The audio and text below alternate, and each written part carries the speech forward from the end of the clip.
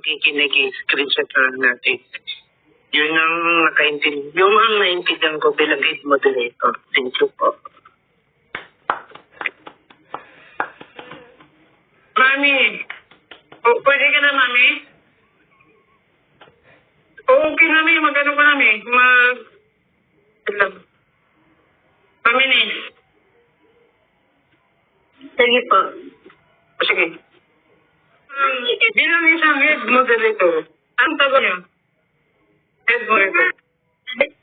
Ano naman doon, sumunod tayo sa para tayo sa kailangan na